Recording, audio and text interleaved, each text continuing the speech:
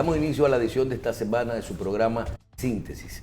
En el día de hoy tenemos el honor de contar con Pedro Brache, quien es presidente del Consejo Nacional de la Empresa Privada CONEP. Gracias por estar con nosotros. Bueno, muchísimas gracias y gracias por permitirme estar en este programa y llegar a tu audiencia. Estamos muy contentos de estar aquí. Bien, yo creo que República Dominicana vive momentos, y cuando le pedí su participación aquí, yo creo que el país y el mundo vive momentos en el cual es necesario que todos los sectores se integren para poder pensar en nuestro futuro y afrontar la situación que tenemos y la que uno proyecta que va a tener el mundo y el país en el futuro. Desde que usted está dirigiendo el Consejo Nacional de la Empresa Privada, el CONEP, nosotros hemos visto una actitud del CONEP un poco diferente.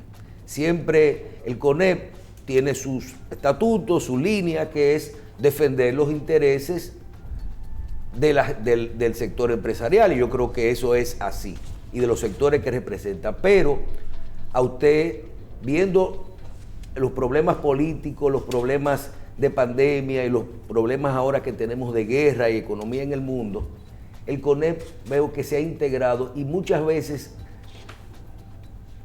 busca soluciones pensando en el interés común, no solo en el interés de los hombres de empresa. Por eso le hemos pedido que participe con nosotros para poder ver un poquito el CONEP y hablar un poquito de la posición de ustedes, pero también ese aporte que hace el Consejo Nacional de la Empresa Privada, tan necesario porque son los que tienen la experiencia de los problemas que tenemos en este momento. Les reitero el agradecimiento por estar con nosotros. Iniciemos por ahí. Una pandemia que fuera de los problemas sanitarios nos trajo grandes problemas de empleo, de cierre y sobre todo de que la economía frenó el crecimiento, que un país que era relativamente estable en esta parte. La participación del CONEP en esto durante este proceso y cómo ha visto que nosotros hemos manejado la situación hasta ahora entre el sector gubernamental y esa integración con el sector empresarial. Bueno, primero que nada quiero empezar haciendo un comentario sobre un comentario que tú hiciste, y es sobre la evolución que ha tenido el sector privado. En realidad, yo creo que nosotros primero tenemos la suerte de contar con una generación de empresarios que son una generación, vamos a decir, actualizada a los tiempos, una generación que está apoyando mucho, una junta directiva que contamos con 23 presidentes de gremios y empresas y que son muy solidarios y muy sensitivos a lo que está pasando hoy en día en el mundo. Entonces, desde ese punto de vista, yo creo que no tan solo ha sido la visión que yo he podido tal vez inyectar en un consejo como el que tenemos hoy en día, sino la visión que ya ellos traen al consejo. Yo creo que el sector empresarial ha ido evolucionando con los tiempos y se ha ido adaptando a las nuevas demandas que tienen los tiempos. Aparte de eso, yo siento que tenemos un sector sumamente solidario, sumamente conectado con los tiempos y con las nuevas visiones que tienen que ver con sostenibilidad, con solidaridad, con todo el país, y sobre todo la visión de que nosotros lo que queremos mejorar es que el país mejore. Y cuando el país mejora, mejora para todos. Entonces, con esa visión que nosotros traemos a la mesa, entendemos que siempre vamos a tener la oportunidad de mejorar como empresa, pero esa mejora viene siempre dada por la mejora que tiene nuestro personal, nuestros recursos humanos y sobre todo que sea un crecimiento inclusivo. Y yo creo que son las cosas que hoy le importan al empresariado dominicano. La parte que tiene que ver en la crisis, actividades conjuntas en las que se involucró el CONEP. Nosotros personalmente vivimos cuando aquí los primeros temas de de pandemia, insumos, creo que los donó el sector privado. El sector privado hizo donaciones muy importantes a través de una fundación que tenemos. Es el primer fideicomiso filantrópico del país, que se llama Sanar una Nación.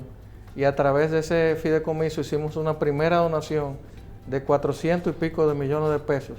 Pero obviamente el sector privado, cuando vio lo que estaba pasando en el mundo y lo que estaba pasando específicamente en este país, vino al llamado, acogió el llamado que le hizo el CONEPI, que le hizo el Estado, y yo creo que los aportes del sector privado han sido significativos y han sido muy importantes para poner en marcha, porque no solamente podemos ver los recursos, tenemos que ver el aporte que ha hecho el empresariado desde el punto de vista logístico, desde el punto de vista intelectual, donde hemos dedicado miles y miles de horas, hombres y mujeres, a sacar adelante ese programa de vacunación, esa logística, esa coordinación total, obviamente coordinado por un Estado y una persona como lo es la vicepresidenta, que ha dado todo su apoyo a la participación del Estado y nos ha dado ese espacio para nosotros poder aportar conjuntamente con el Estado.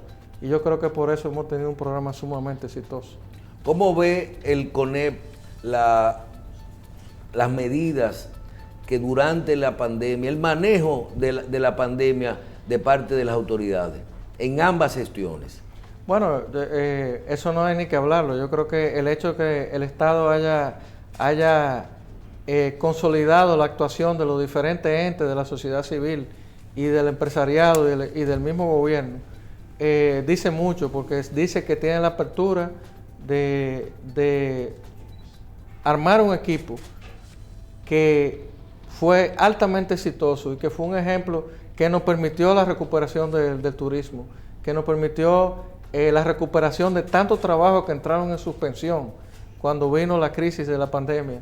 Y en el caso de las medidas económicas, por ejemplo, de ayuda, esos procesos que hubieron de ayudas a las empresas que tuvieron que cerrar, la parte del endeudamiento que tuvimos que tomar como país para poder afrontar con la pandemia, ¿ustedes se suman a todas esas acciones? Bueno, hay que entender que el dinero semilla que se usó para esas ayudas viene de unos aportes que hacían los empleados y los empleadores a un sistema de seguros, ¿no? Que había de seguro de riesgo laboral. Era un ahorro que había ahí. Era un ahorro que había de 16,000 millones de pesos.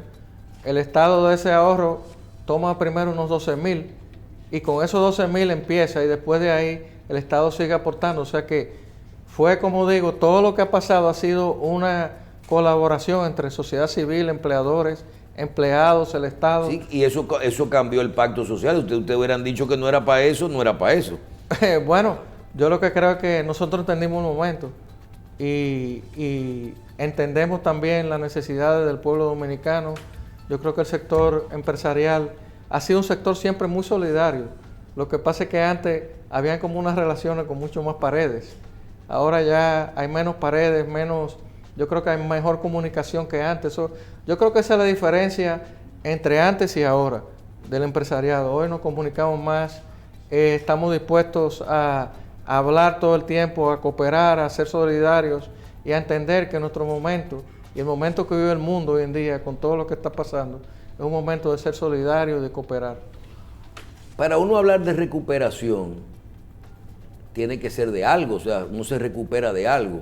¿Cómo quedó realmente la empresa con la crisis de la pandemia? ¿Que realmente se afectó tanto, no solo el empleo, sino qué tanto la empresa dominicana se sacrificó y tuvo problemas reales con todo lo que tuvo que vivir durante la pandemia? Quedó muy dado, como dicen, el sistema. Bueno, sí, lo que primero que tenemos que ver es que hubo más de 1 millón de empleados suspendidos, que hoy se han recuperado. O sea, si hablamos de recuperación, el hecho de tú tener 1 millón de empleados suspendidos y que hoy no los tenga, y que no tan solo no tiene 1 millón, sino que ha crecido, significa que ha habido una recuperación económica.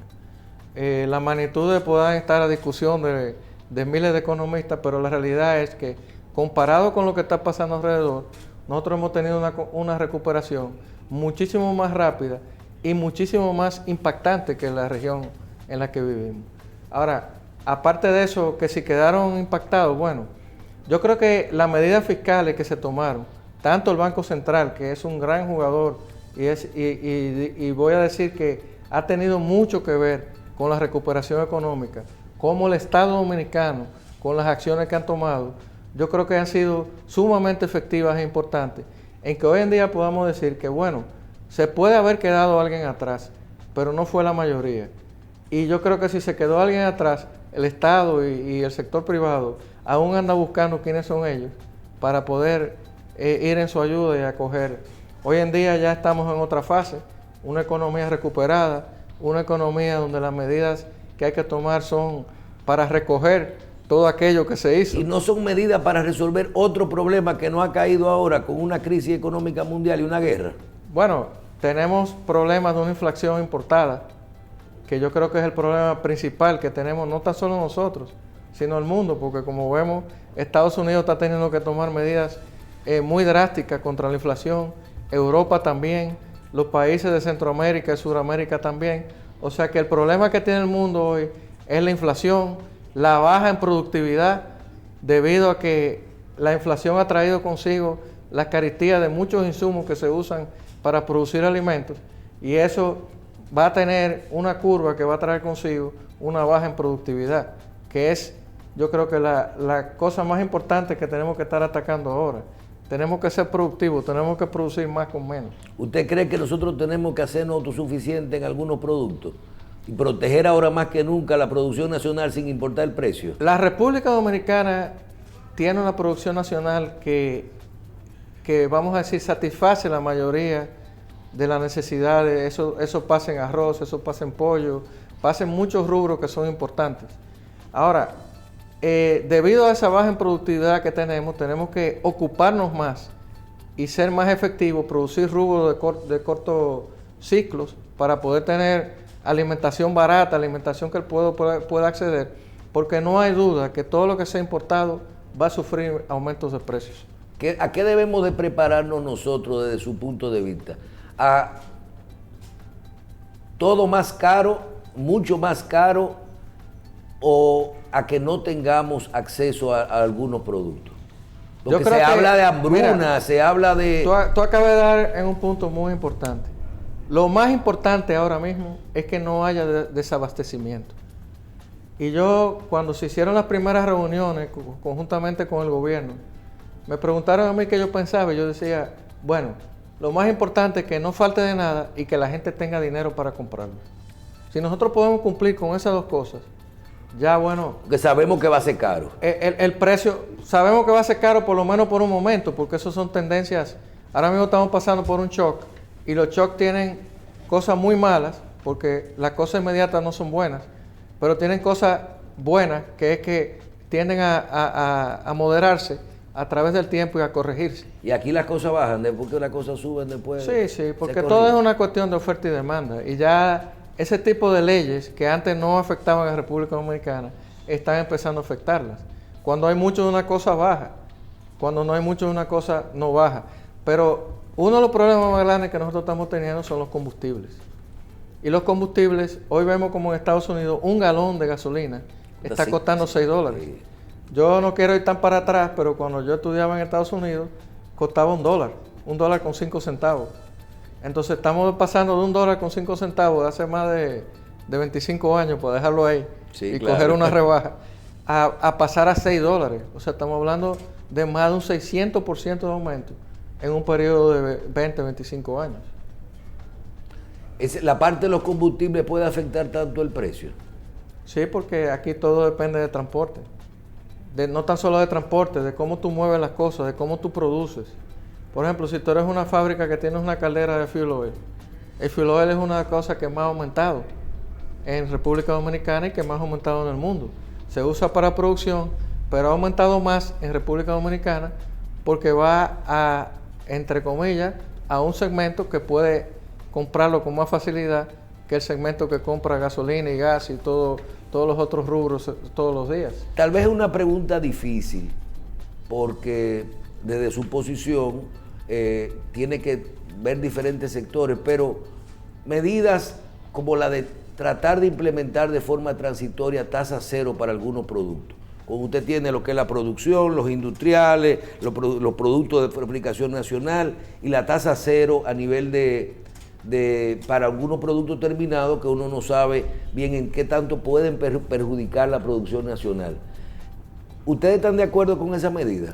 Mira, ¿O fijaron alguna posición? Nosotros no fijamos posición. Nosotros tratamos de hablar con el Estado, de que el Estado entendiera de que el aparato productivo que existe en República Dominicana tiene que ser defendido, tiene que perdurar a través de los años, porque cuando un aparato productivo se destruye, es muy difícil volverlo a construir. En muchos sectores, en el sector cárnico, en el sector leche, en el sector de pollo, en el sector de producción de arroz. Ahora bien, si tú comparas esa medida con lo que está pasando alrededor de todos los países que están en la región, mucha gente ha implementado esa medida. ¿Cuál es la diferencia con lo que ha hecho República Dominicana? República Dominicana implementó una tasa cero, pero al mismo tiempo implementó una comisión que va a velar porque esa tasa cero no destruya el aparato productivo de la República Dominicana, donde están miembros de diferentes sectores de la economía nacional, y bajo esas condiciones nosotros estamos de acuerdo.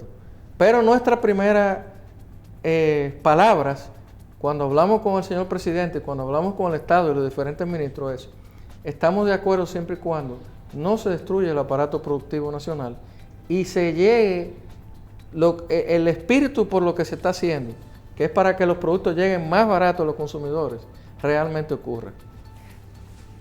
¿Tenemos estabilidad real en República Dominicana o usted prevé que nosotros debemos de prepararnos para tiempos malos?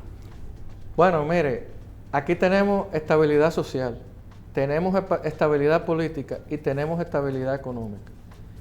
¿Que se va a poner un poco más oscuro antes que amanezca en términos sociales? En términos, económicos. Creo que sí. Creo que sí, porque todavía no hemos rebasado la curva del shock que estamos sufriendo. Hay una baja de productividad en muchos ítems que se están produciendo agrícolas alrededor del mundo. Entonces, si está caro allá, por transición se va a poner caro aquí, porque todos los insumos que nosotros usamos para producir esos productos agrícolas, pues vienen muchos de ellos importados. Ahora bien, yo creo que a través de las políticas que se están implementando, fiscales, tanto como el Banco Central como el Estado, la estabilidad económica va a poder mantenerse, porque al final lo que tenemos que lograr es que esa inflación, primero ver en qué ítems es que está ocurriendo, y segundo, que si hay una inflación un shock muy alto, se pueda compensar de alguna manera. Yo creo que eso es lo que el Estado ha estado buscando y el Banco Central también. Comunicación. ¿Cómo está la comunicación? Y ¿está escuchando el presidente del sector empresarial y las opiniones del sector empresarial? Bueno, definitivamente. Yo creo que el presidente es una persona muy abierta. Tiene muchos de sus ministros que también están siendo muy abiertos, nos están escuchando nuestras opiniones. Pues yo lo oigo que usted dice: no, nosotros fuimos y planteamos y nosotros confiamos en que esa comisión, por ejemplo, en el caso de la tasa cero, no tenemos que pelear por todo. O sea, hay una comunicación buena. Hay una comunicación buena. Esa comisión es el resultado de conversaciones que hemos tenido con el sector gubernamental, precisamente para proteger el aparato productivo y para que se pueda tener un control a todo el tiempo de lo que puede entrar y lo que no puede entrar. Porque, por ejemplo, no vamos a traer, para poner un ejemplo, que tal vez no es el mejor ejemplo, pero no vamos a traer pollo cuando la producción de pollo es la más grande o la más alta de República Dominicana. No vamos a traer cebolla cuando están cosechando cebolla, cuando no hay escasez de cebolla. O sea, tiene que haber un equilibrio en todo esto. Yo creo que el Estado ha sido muy receptivo en todo esto. Tanto el ministro de Agricultura como el ministro de Industria y Comercio, como el presidente, están siendo muy receptivos en todo lo que le estamos planteando. Y cuando nos reunimos en esas reuniones, están representados todos los sectores. No es tan solo el CONEP. O sea, el CONEP le dicen agrupa y nosotros llamamos sector agrícola. Yo tengo la suerte de que vengo de ese sector y que entiendo bien lo que es la producción agrícola en República Dominicana. Entonces, hemos tenido un equilibrio muy bueno en cuanto a las conversaciones que estamos llevando a cabo con el Estado.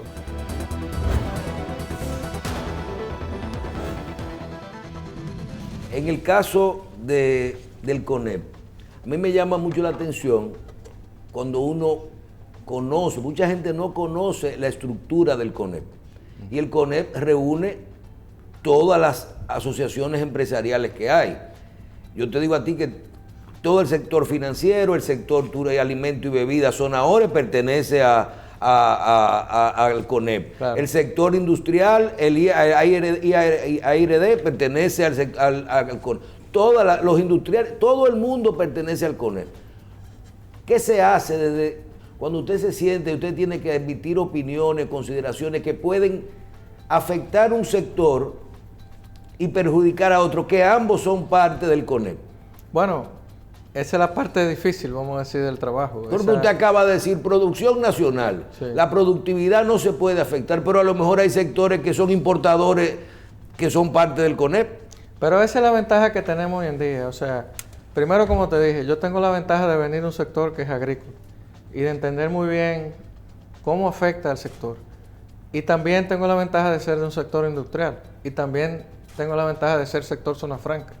O sea, estoy involucrado en varios sectores. Y por eso entiendo muy bien cómo se afecta un sector con otro. Y además de que tenemos una junta directiva con 23 miembros que son o presidentes de empresas o presidentes de gremios. Entonces, ¿cómo ha cambiado todo? Yo creo que estamos alineados en un sentido. Y es que el interés principal es lo que más le convenga a la República Dominicana. Y yo creo que en ese sentido, yo creo que tomando decisiones en base a eso, es que hemos logrado ponernos de acuerdo, aunque tenemos diferencias en muchas de las cosas que tratamos. La gente cree que es llegar a un consenso. El consenso es una decisión donde todo el mundo queda mal. Nosotros lo que creemos es que hay que llegar a una decisión. Y en una decisión siempre va a haber un sector más afectado que otro. Pero lo que tratamos es de decirle, mira, esta vez te toca a ti, por la situación que tiene el país. Veía, licenciado, sus palabras en la celebración del 59 aniversario del Consejo Nacional de la Empresa Privada, el CONEP. Usted dio unos datos que llaman realmente la atención. El sector privado aporta el 80% del PIB a la República Dominicana, el 85% del empleo formal y el 75.3% de los impuestos que nosotros recaudamos.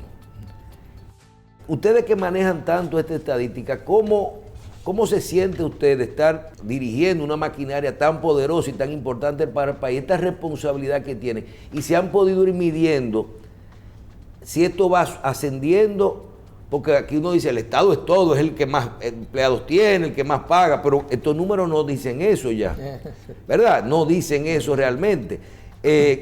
Ha ido ascendiendo, se proyecta que vamos a tener un sector privado más fuerte cada día. Bueno, nosotros tenemos la suerte de que... Además, licenciado, tenemos ahora muy de moda las alianzas público-privadas, sí, también sí, eso sí. Aumenta también la participación. Sí, pero las alianzas público-privadas lo que va a aumentar es la participación del Estado, porque ya el sector privado está. Entonces, las alianzas público-privadas se están malentendiendo. ¿Y no es con dinero privado? No, o sea, sí, es con dinero privado, pero lo que le estamos dando, en este caso, lo que estamos diciendo es, vamos a hacer una oportunidad de inversión para ambos. Que no sea única y exclusivamente el sector privado que invierta, sino que el Estado también se beneficie de los, valga la redundancia, del beneficio que generan esos proyectos. Porque si tú coges un proyecto como Pedernales, bueno, probablemente puedan haber recursos privados que puedan hacer esos proyectos completos. Lo que no puede haber es que el sector privado tenga acceso a la tierra, a lo mejor. Y el Estado puede decir, bueno, pero yo tengo tierra aquí, esas tierras no están produciendo, pero yo no quiero venderte la tierra. Yo quiero ser accionista junto contigo en ese proyecto para que el heraldo del Estado se pueda beneficiar de un manejo que da el sector privado, que normalmente, y en la mayoría de las ocasiones, es mejor que el manejo que empresarial que puede dar un Estado. ¿Le gusta a usted esa figura de la alianza público-privada? A mí me parece que es una figura que bien administrada, bien ejecutada, puede funcionar muy bien en República Dominicana, sobre todo un país que ¿Le da confianza el marco legal que tenemos para el empresariado para utilizarlo? Sí, el marco legal es bueno, pudiera mejorar, pues tiene cosas que van a ir mejorando, pero es un buen comienzo, como todas las leyes. Las leyes empiezan de una manera y se van perfeccionando a medida que se van utilizando las leyes, se van entendiendo cuáles son las cosas que hay que corregir. ¿Cómo se siente con los números que usted habló de la participación del Producto Interno Bruto, del porciento de los impuestos y sobre todo del empleo? Bueno, para nosotros representa una gran responsabilidad mantener esos números. Son números que, si tú ves lo que está pasando alrededor de la región, esos números no son idénticos en la región. Yo creo que son los números que nos permiten tener un país que está bastante equilibrado. Una inversión es un Estado que permite y le da al sector privado la libertad de invertir, de generar empleos, de generar riqueza y de que esa riqueza pueda ser bien repartida a través del país. Bien, vamos con algunos temas que me gustaría la opinión de usted como presidente del CONEP. La Ley de Seguridad Social necesita modificación. ¿Está el CONEP preocupado con cómo se gestionan o manejan los fondos de pensión? Y sobre todo, no hablo solo con la parte de las AFP, porque son parte del sector financiero, sino de que un porcentaje tan alto esté colocado a su vez en el mismo Estado. Si estaría dispuesto, ¿podríamos devolver el 30%? Mira, en la seguridad social hay que irse atrás, porque cuando hay dinero, todo es muy bonito. Pero cuando no había fondos de pensiones y cuando no había ahorros, nadie gritaba por los empleados. Ahora que hay dinero y que los empleados tienen un dinero ahorrado, que por cierto debo decir que el 70% del dinero que está en los fondos, la mitad, más de la mitad viene del aporte que hacen los empresarios y el resto viene del aporte que hacen los empleados. Y la otra mitad viene de lo que ha generado los fondos de pensiones por las inversiones que han hecho los mismos fondos de pensiones. Entonces, lo primero que hay que entender es eso. Y lo primero que yo me pregunto es, ¿dónde estaban todas esas personas que ahora salen a querer repartir los fondos de pensiones cuando los empleados no tenían nada?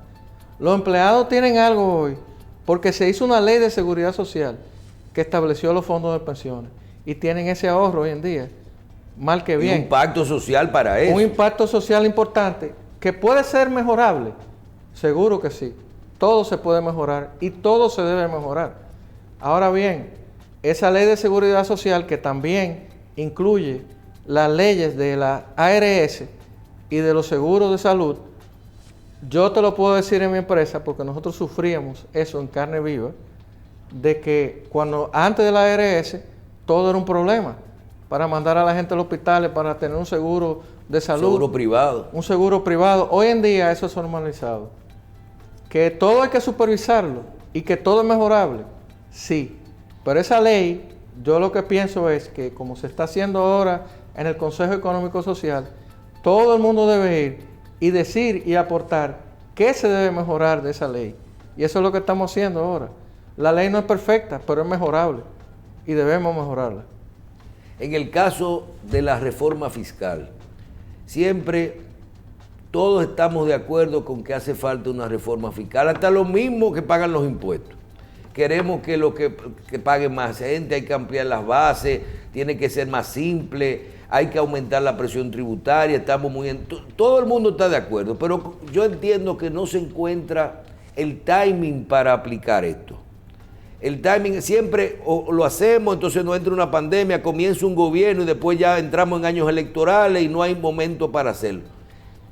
Realmente nosotros, aquí se habla muchos pactos, el pacto fiscal, el pacto eléctrico, el pacto de la educación, tendríamos que abocarnos a poder hacer un pacto para poder hacer la reforma entre todos los sectores y que nosotros, ¿hasta dónde podremos vivir sin hacer una reforma? Bueno, la reforma, o sea, la Ley Nacional de Desarrollo llama a un pacto fiscal. Sí, pero yo hablo de un pacto para poder ejecutarlo. Bueno, el pacto es que... Porque ahí no hemos cumplido la ley. El pacto es que todo el mundo cumpla la ley, donde toda la sociedad en ese momento se puso de acuerdo. Porque esa Estrategia Nacional de Desarrollo sale de un acuerdo de toda la sociedad, que se ejecuta en el Consejo Económico y Social, en su momento. Ahora bien, ¿qué es lo que necesita la República Dominicana? La República Dominicana necesita un pacto fiscal que sea progresivo, que genere desarrollo, que promocione el crecimiento y la generación de empleos. Porque nosotros, la diferencia más grande que nosotros tenemos como país es que nosotros tenemos un sistema que lo que genera es crecimiento y empleo, diferente a lo de toda la región. Y mientras nosotros tengamos crecimiento y sigamos generando empleo, nuestro país estará bien. Sí, pero aquí la gente todavía, un dominicano aquí te dice crecimiento, pero a mí me rinde menos el dinero. O sea, decía Valdés que no se derrama hacia abajo. ¿Qué es lo que crece? ¿Crece la economía? ¿Crece? No, crece la economía y crecen los empleos, porque lo hemos visto. Ahora, ya, o sea, nosotros tenemos que también, dentro de ese esquema de pacto fiscal y todo eso, porque es lo que yo siempre he discutido con los sindicalistas. O sea, nosotros tenemos que tener un objetivo de salario real a corto, mediano y largo plazo y apuntar hacia allá.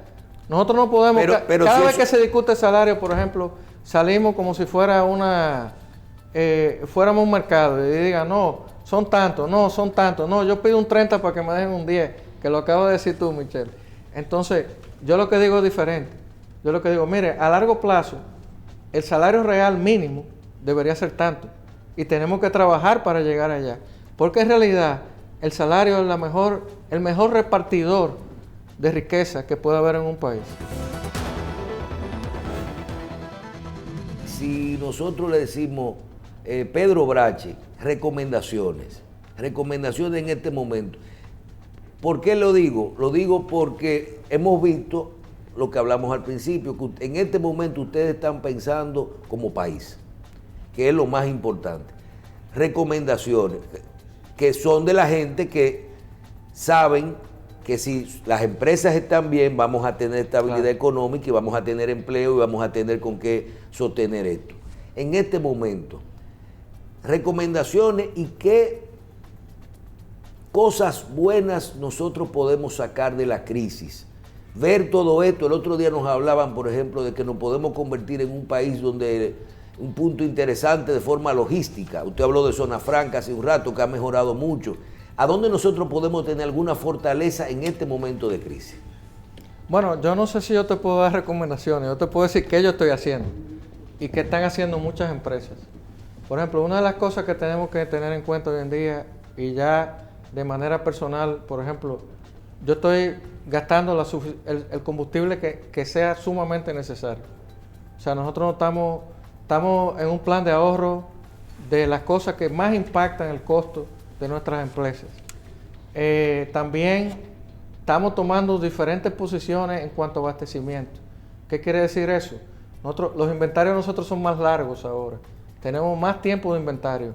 Porque lo primero que tenemos que garantizar es que no falte el producto, como hablamos al principio.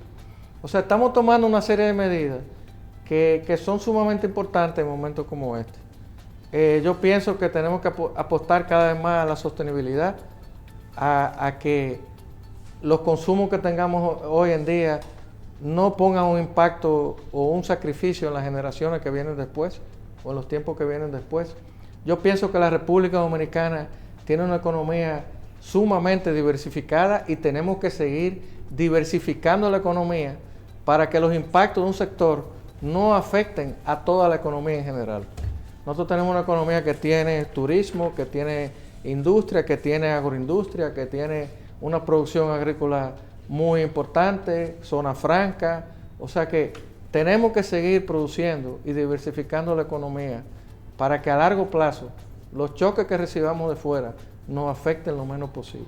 Es cierto que nosotros podemos tener sacar algo bueno de esta crisis, ya por ejemplo, algún sector. Bueno, específicamente te voy a decir el sector de nearshoring, lo que le llaman traer más cerca de los mercados grandes las producciones, es algo que está haciendo República Dominicana, es algo que podemos seguir haciendo a corto plazo. Toda esa zona franca o todas esas producciones que estaban en Asia, en la lejana Asia, las podemos traer aquí más cerca de los mercados americanos, más cerca de otros mercados que tenemos en Centroamérica y en Sudamérica, y yo creo que eso es algo de lo que nos podemos beneficiar rápidamente. Las medidas que está tomando el gobierno del subsidio de los combustibles y cómo va, que nosotros vimos que se firmó un pacto eléctrico y se habla poco de él, veo que siguen los cuestionamientos. El otro día el gobierno iba a hacer una operación con Catalina y lo tuvieron que devolver porque no había una alianza público-privada, que si la iban a privatizar y todo eso. ¿Cómo usted ve el tema del subsidio eléctrico en este momento, el subsidio a los combustibles en este momento, si están de acuerdo con esto? Y a nivel de pacto eléctrico, un sector tan importante, ¿nos debemos de preocupar o lo que debemos de seguir el mismo camino que estamos tomando en este momento de instalación de plantas, licitaciones a futuro y mayor participación del sector privado en esta área? Bueno, nosotros con el subsidio de combustible estamos de acuerdo siempre y cuando no sea una cosa que se prolongue en el tiempo ni se convierta, después que pase la crisis, en un subsidio perenne. O sea, nosotros creemos en que el subsidio debe ir enfocado a los que más lo necesitan. O sea, que no debe ser como de hecho creemos que está pasando ahora. Y creemos que es importante que en este momento, por mantener esa paz social, esa paz económica y esa estabilidad de la que vive la República Dominicana, creemos que es sumamente importante. Y es un librito que no tan solo está usando la República Dominicana, están usando muchos países de la región para poder mantener esa estabilidad y hacerle frente a ese shock de inflación que está viniendo a la República Dominicana. La parte del cómo manejar el sistema eléctrico, lo que se firmó se puede aplicar. Claro que sí, el sistema eléctrico ahora mismo yo pudiera decir que está dividido en tres grandes partes. La generación, la cual está sumamente diversificada. Este país tiene la suerte de que a través de los años ha venido y sigue diversificando la generación eléctrica. Después está la transmisión a alto voltaje, ¿no? Lo que le llaman la transmisión en alta. Y luego está la distribución, que son las EDES. Entonces yo te diría, si hay un punto flaco en el sistema hoy en día, son la distribución. O sea, nosotros tenemos que mejorar las pérdidas que estamos teniendo a nivel de distribución, tenemos que invertir más en eso y tenemos que buscar la manera de que esas pérdidas, que hoy han aumentado porque se está generando más y distribuyendo más. O sea, mientras más tú distribuyes, si tú tienes un hoyo, pues más cantidad de cosas pasan por ese hoyo y ese es el problema que tenemos hoy en día. El Estado está generando más, está distribuyendo más energía, pero las pérdidas han aumentado porque el hoyo no se ha cerrado. Y nosotros lo que tenemos que, en esa parte, si tú lo ves, el déficit eléctrico es responsable por el 50% de la deuda acumulada que tiene la República Dominicana. O sea, ese es el impacto que ha tenido las transferencias del Estado al déficit, o sea, sobre el déficit eléctrico que generamos. O sea, que si nosotros tenemos una deuda de 60 mil millones de dólares, 30 mil vienen del sector eléctrico. Como país. Como país. O sea, que si nosotros no hubiéramos tenido ese déficit, o ese déficit hubiera sido la mitad, en vez de tener 30 mil millones de deuda, hubiéramos tenido 15 mil de esas transferencias que hace el Estado para cubrir los déficits eléctricos. Bien, licenciado, yo pienso que la presidencia de usted en el CONEP se parece un poquito a la del presidente Abinader, que en 2 años casi de gobierno no ha salido de una crisis, no ha tenido un tiempito de paz para poder hacer, y usted le está pasando lo mismo, aunque yo creo que ahí no hay problemas de reelección, pero ¿cómo usted se siente con esta gestión y dentro de esta crisis lo que usted ha podido manejar? Porque no ha sido buscar, fue romper los parámetros normales por lo que trabaja el CONEP. Bueno, yo creo que todo presidente del CONEP ha tenido su momento de crisis. Pero yo me voy a remontar a una frase que yo dije en el aniversario del CONEP. O sea, cualquiera puede llevar el timón de un barco cuando las aguas están calmadas. Se requiere gente de mucho aplomo, de mucha tesonería, de mucha visión para llevar el timón cuando las aguas están en tormenta. Y yo creo que gracias a Dios y al equipo que tenemos, a la junta de directivos que tenemos, a nuestro vicepresidente ejecutivo César Largán, que ha sido un apoyo muy grande para mí durante estos años, Yo creo que hemos podido navegar tiempos muy difíciles, de una pandemia, unas elecciones suspendidas, unas elecciones que se movieron y un apoyo que le tuvimos que dar a la Junta Central Electoral en su momento.